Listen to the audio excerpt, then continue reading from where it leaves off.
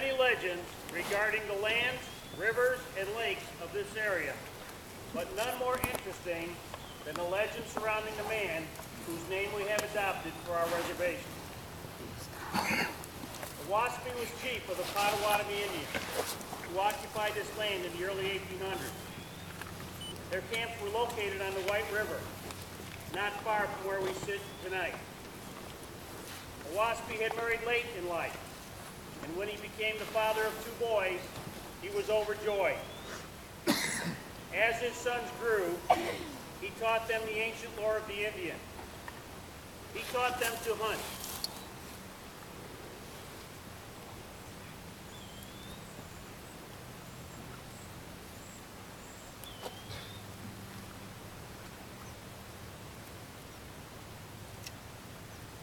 He taught them to fish.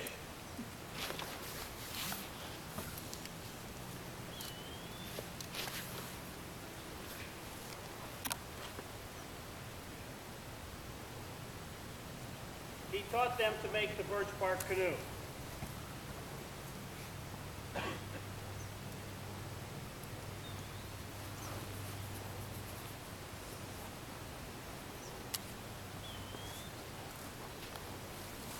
He taught them to find their way through the forest with the stars and sun to guide them.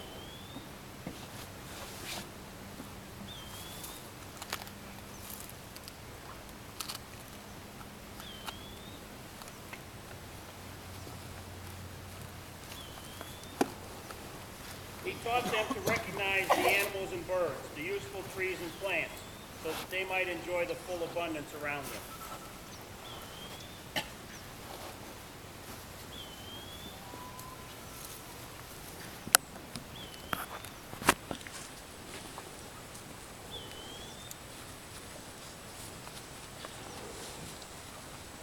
Finally, the boys reached the age when they must prove themselves. Bidding farewell to Owasippe,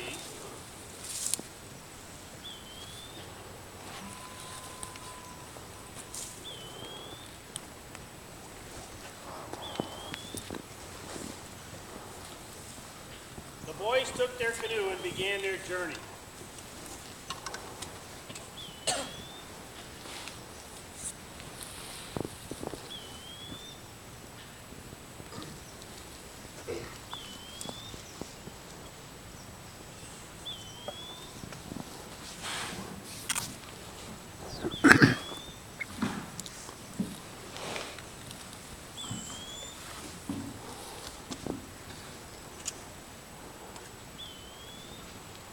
Until now, they were not permitted to wear the feather of the brave.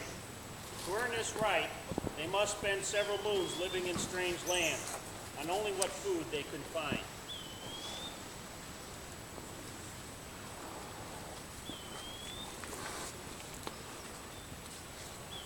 They followed the White River into White Lake. From White Lake, they entered Lake Michigan.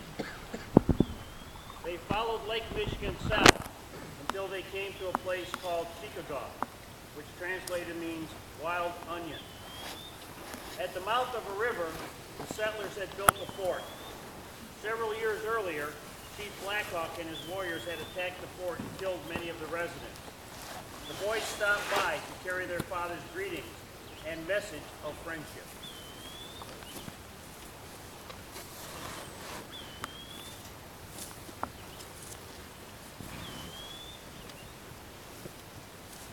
When the time came for the boys to return, Owasippe climbed to the top of a high hill, overlooking the spot where the creek flows into the White River.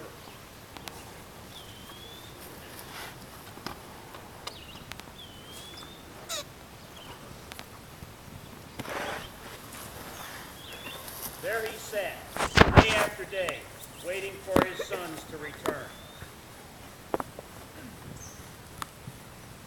Several weeks passed, but he still refused to leave. Members of the tribe brought him food, but after a while, he even refused to eat.